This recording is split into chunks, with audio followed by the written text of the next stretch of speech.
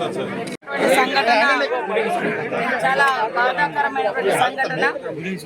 మరి మరిపేడ మండలం నుండి ఎల్లంపేట మహబూబాబాద్ జిల్లా మరి డోర్నకల్ నియోజకవర్గం ఎల్లారెడ్డిపల్లి తండా ఎల్లంపేట తండా 15 రోజుల క్రితమే ఏదైతే మియాపూర్ దగ్గర ఉన్నటువంటి నడిగడ్డ తండాకి వెళ్ళి అక్కడ కూలి పని కోసం వెళ్ళడం జరిగినటువంటి కుటుంబం నుంచి అమ్మాయి బయటికి చాక్లెట్లకని వెళ్తే మరి అదృశ్యమై 8 రోజుల తర్వాత శవమై తేలినటువంటి ఘటన చాలా బాధాకరమైనటువంటి సంఘటన. పోలీస్ అధికారులు కూడా ఇలాంటి ఘటనలు జరగగానే, ఫిర్యాదు జరగగానే గస్తీ పెంచి దోషులను వెంటనే శిక్షించాల్సిన అవసరం ఉంది. నిర్లక్ష్యం చేయాల్సిన అవసరం లేదు. ఖచ్చితంగా వెంటనే పట్టుకోవాల్సిన అవసరం ఉంది.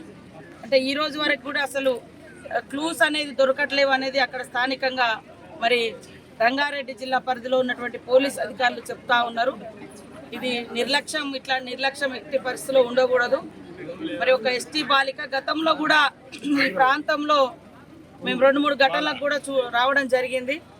మైనర్ బాలికలు కానీ మహిళల మీద గత కొన్ని సంవత్సరాల క్రితం కానీ ఇక్కడ గుట్టలలో కూడా అమ్మాయిని రేప్ చేసి చంపేసినటువంటి పరిస్థితి కూడా మనం చూసినాము.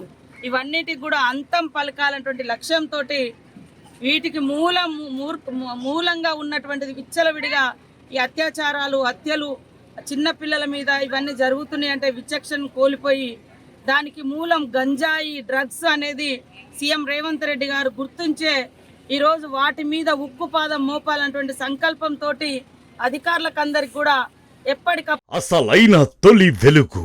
ఫాలో వాట్సాప్ @తొలి వెలుగు official.